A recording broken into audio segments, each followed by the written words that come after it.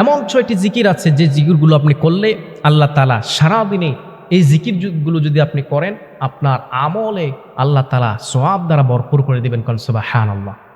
আমরা সব সময় ভাবি যে এমন কি জিকির করলে আল্লাহ তাআলা আমাকে সারাদিন আর কোন আমল না করলেও আমি শুধু নামাজ এবং এই জিকিরগুলো করলে আল্লাহ তাআলা আমাকে মাফ করে দেবেন। এমন অনেক আমল আমরা খুঁজি। আমি আপনাদেরকে বলছি সারাদিনে যদি 6টি জিকির আপনি করতে পারেন আল্লাহ তাআলা আপনাকে সারাদিনের আমলের মধ্যে আল্লাহ তাআলা আপনার আমলের মধ্যে সওয়াব দ্বারা ভরপুর করে দিবেন। কোন সুবহানাল্লাহ।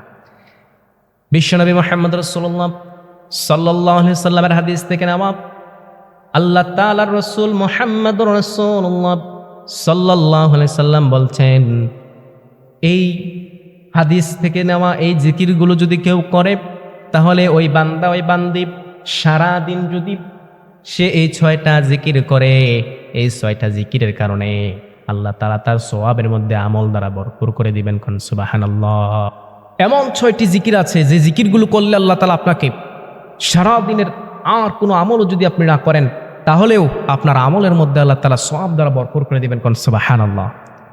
আমরা সব সময় মনে করি যে এমন কি জিকির আছে শর্টকাট যে জিকিরগুলো করলে আল্লাহ তাআলা সারাদিন, হয়তো আমি আর নামাজ পড়লাম আর এই জিকিরগুলো সারাদিন আমি করব, এই জিকির সহজ এবং সহজ জিকির এবং এর পরিমাণ বেশি, এর আমলের বেশি, এর সওয়াব বেশি হবে। জিকিরটা হবে সহজ কিন্তু এর সওয়াব হবে বেশি। এমন অনেক জিকির আমরা কি করি, তালাশ করি। এমন 6টি জিকিরের কথা আমি আপনাদেরকে বলবো যে জিকিরগুলো আপনি করলে আপনার সারাদিনে কম সংক্ষিপ্ত আমলে আপনি অনেক বেশি কি পাবেন, সওয়াব পেয়ে যাবেন। এর মধ্যে 1 নাম্বার হলো আপনি রাসূলুল্লাহ সাল্লাল্লাহু আলাইহি ওয়াসাল্লামের সামনে দুরূদ পাঠ করবেন। সেই দুরূদটা হলো আপনি ছোট্ট একটি দুরূদ পড়তে পারেন, সাল্লাল্লাহু আলাইহি ওয়াসাল্লাম, সাল্লাল্লাহু আলাইহি ওয়াসাল্লাম।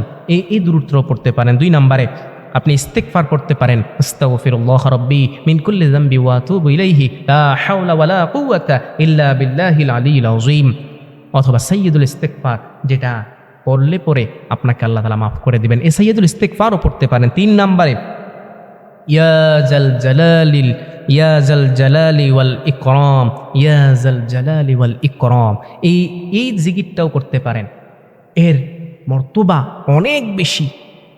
সময় না থাকার কারণে আমি শর্ট করে বলছি আপনাদেরকে। 3 নাম্বারে হলো ইয়া জাল জালালি ওয়াল ইকরাম। 4 নাম্বারে লা হাওলা ওয়ালা কুওয়াতা ইল্লা বিল্লাহিল আলিয়্যিল আযীম। সমস্ত বিপদ থেকে পরিত্রাণ পাওয়ার জন্য আপনি এই দোয়াটা পড়তে পারেন, এই আমলটা করতে পারেন। 5 নাম্বারে দোয়া ইউনুস, লা ইলাহা ইল্লা আনতা সুবহানাকা ইন্নী কুনতু মিনাজ জালিমিন। এই দোয়াটা যদি, এই আয়াতটা যদি আপনি পড়েন, ইউনুস আলাইহিস সালামকে আল্লাহ